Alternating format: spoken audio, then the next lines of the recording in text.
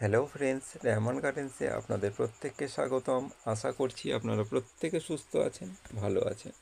আমি ভিয়েতনাম সাইগান গাছটারও জোড় কলম করেছিলাম। দেখুন, ডাল কেটে নিয়েছিলাম, সেই জায়গাটা আপনাদের দেখাচ্ছি, এই জায়গাটা। তারপরে কী সুন্দর ঝাঁকালো হয়েছে, এর পিছনে একটা দুটো কারণ রয়েছে। যেই কাজগুলো আমি করে থাকি সেই কাজগুলো আপনাদের সঙ্গে শেয়ার করছি।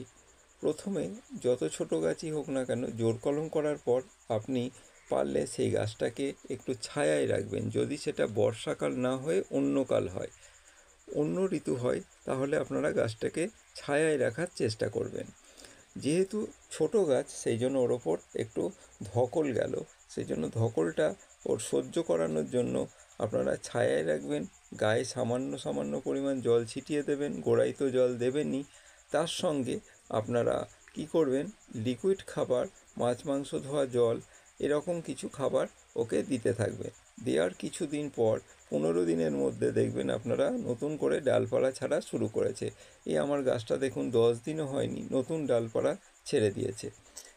এই ডালপালা ছাড়ার কারণ হচ্ছে ওকে রেস্টে দিয়েছি এবং ওকে কিছু খাবার দিয়েছি, যাতে ও ধকলটা সহ্য করে নিয়েছে। দেখুন, পাশ দিয়ে আরও নতুন ডালপালা বেরোনোর চেষ্টা করছে, এর চারিদিকে ডালপালা বেরোচ্ছে। এর কারণ হচ্ছে যে ওকে যদি আমরা জোড় কলম করে ডালটা কেটে নেওয়ার পর ওই রকম জায়গাতেই ফেলে রাখতাম, তাহলে কিন্তু ওর ওপর অনেকটা চাপ পড়ে যেত। যেহেতু ওকে ছায়ায় রেখেছি আর খাবার দিয়েছি, সেই জন্য নতুন করে ও আবার বাড়তে শুরু করে দিয়েছে।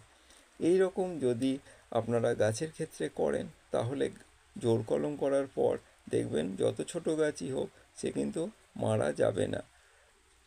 আর যদি আপনারা ছোট গাছে জোড় কলম করেন আর রোদের মধ্যে ফেলে রাখেন, তাহলে কিন্তু অনেক সময় মারা যেতে পারে। এই ছোট ছোট দিকগুলো যদি আমরা খেয়াল রাখি, তাহলে আপনার যত মূল্যবান বা দামি গাছই হোক, তাহলে কিন্তু মারা যাবে না।